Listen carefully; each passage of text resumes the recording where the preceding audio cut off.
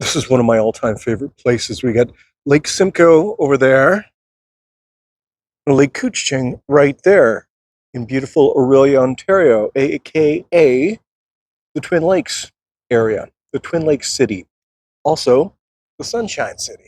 It's Greg from Gen X Mindset. Beautiful day, and I'm just out for a little walk. Figured I'd do a little walk and talk video as I today clear my head of just the junk that's in it. And that's kind of what the topic of today's video is about.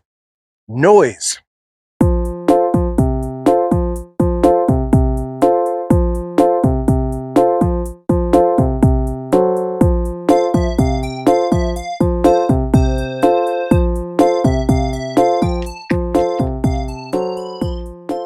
Everyone's getting sick of the sameness of everything. I mean, everything, the endless barrage of social media feeds and the trends, the sameness, every social media trend. I'm not on the TikTok, but Facebook, everyone's a content creator, everyone's producing something, which I think is great. I'm always telling people, produce more than you consume, create more than you consume. But now it seems like it's just an endless battle for attention and views, and it's all fed by the algorithm. And sadly, I think we're going into a bit of an algorithm apocalypse where people feel the constant need to be validated. As an elder Gen X, I kind of noticed this trend back in the day when I worked in radio. Sorry, I'm just making sure I don't get plowed over by a bicycle or something. Back when I worked in the radio industry from 1992 to 2008, I mean, the music was pretty awesome back in the late 80s, early 90s. Then we hit, the internet age and the music started sucking. And the term that I came up with wasn't original, but it was cookie cutter crap, all right? And that's exactly what is happening with everything on social media right now. Because stick around to the end of this video. I'm going to give you some tips on some ancient wisdom that I started learning about a couple of years ago to deal with just the overwhelming overload of information that we're living in right now. The sensations of endless noise takes its toll on the central nervous system, and there's ways of combating that. So stick around the end of the video and we'll give you some tips on that. So peaceful here. And you need this. I need this. Everybody kind of needs this kind of tranquility in their life. So do what you can to find it. It's the constant scroll, like the sameness, like the pressure to create, to matter in an algorithmic world. It's the noise I keep talking about. It's kind of like a psychic warfare, especially when you're someone who actually cares about meaning and not just the metrics of it all. So here's a methodical way to tune out the noise, designed for fellow creators, all right, not just wannabe creators, actual artists who care about the content they are putting out there, but you're also sensitive, maybe self-aware, trying to lead with authenticity, which is trending as a new buzzword. So it's called the solo method. And as a single person, do a lot of things solo, but this one's going to be something that's going to help your mental health. And to begin with is the S of solo. It's silence the feed. Do it daily or do it weekly. Unfollow or mute anything that triggers comparison. Comparison is the thief of joy, as we know. Also, anything that causes anxiety or superficiality, even if it's an industry relevant topic, maybe someone you follow on YouTube is getting the same. And schedule offline windows. Take 30 minutes of just nothing. I do that in the morning when I wake up. I don't even turn on the phone. I have a coffee and I pick up a pen and paper and just journal about stuff. So offline, and turn off the phone an hour before bed. Just turn it off. And there's lots of tools out there. Freedom, 1 sec, focus mode, even on your phone. 1 hour a day can make a huge, huge difference. The O in solo, let's move on to that. Orient to nature or the physical world. How appropriate is that? Look at this beautiful nature. Did I get the duck? I missed the duck. I know I'm making content right now, but when I'm done, I'm going to turn the phone off and just put my feet back in the water and connect, touch the water, chop wood, do anything, go walk barefoot across the grass. Oh my gosh, that feels so amazing. I'm a photographer as well, and sometimes I'll just take my camera out, take pictures and not post anything. I'll put it away as a memory, or I'll print it. And I recommend everybody print your photos, even if they're from your cell phone.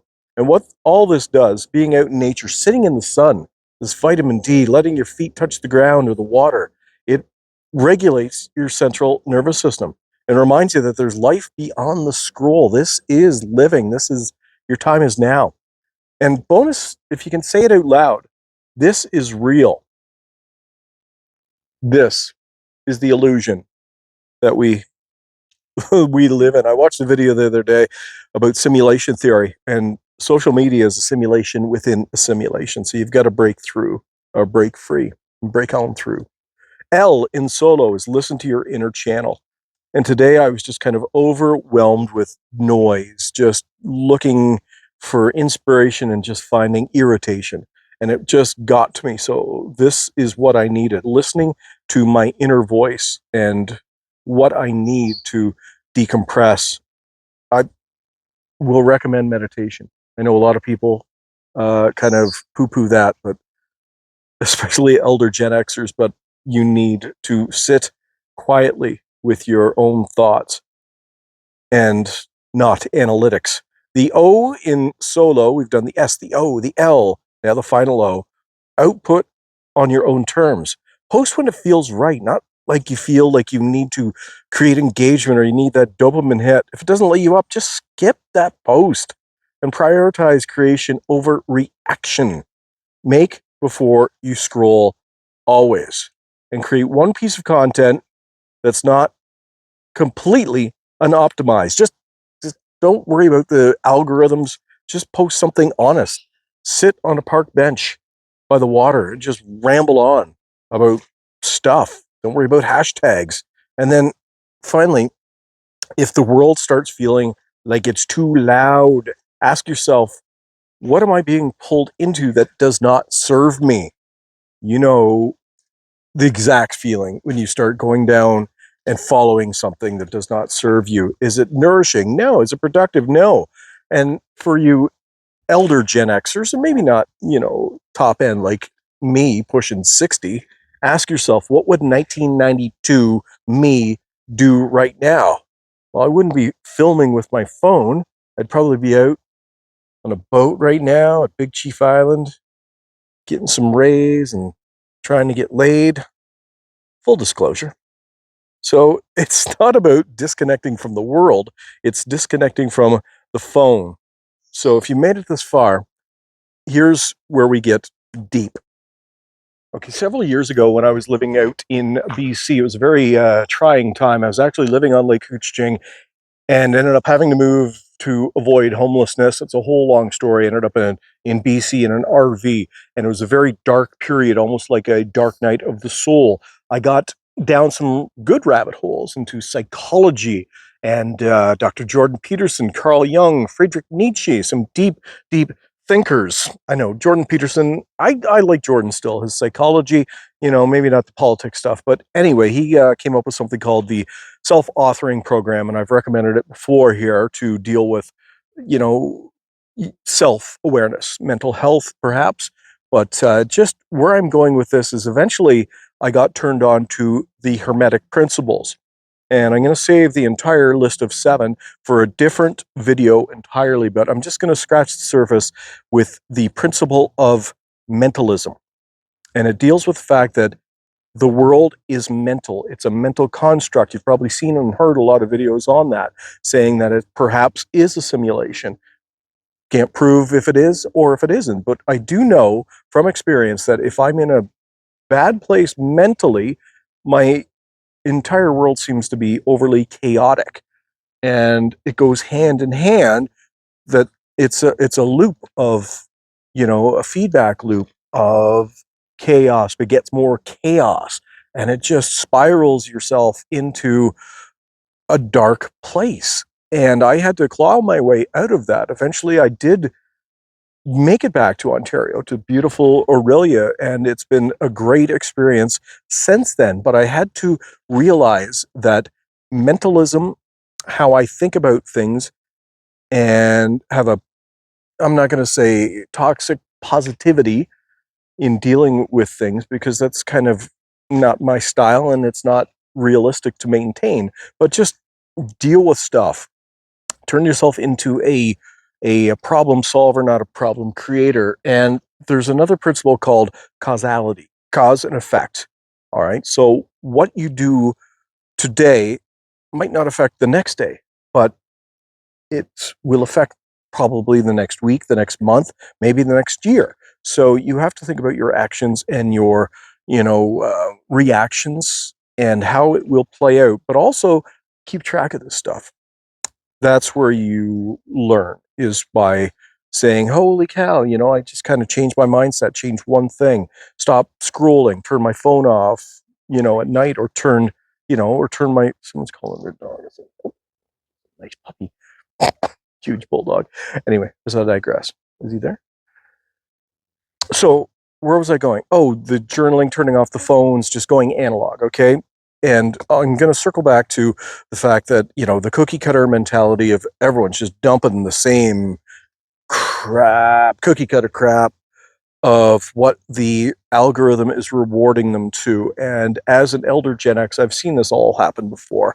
We had this pop hair band stuff in the 80s, and all of a sudden rebellion started with grunge in the 90s. It was the same even in the 70s. They were rebelling against how things were in the 50s. So, moving forward, there will be a shift towards authenticity. So all you wannabe YouTubers out there, maybe think about starting your channel with that, not the sitting behind this desk with the one light in the back and the, sorry, bird. ADHD. As an adult, I've got it. And just, find people to connect with in real life. And if you can't find nature to connect with, like, come on, look at this, right? Am I right? Like, doesn't get any better than this. There's been hardly any people. It's so nice. So we're just going to leave you with that. We'll follow up with, I guess, a call to action.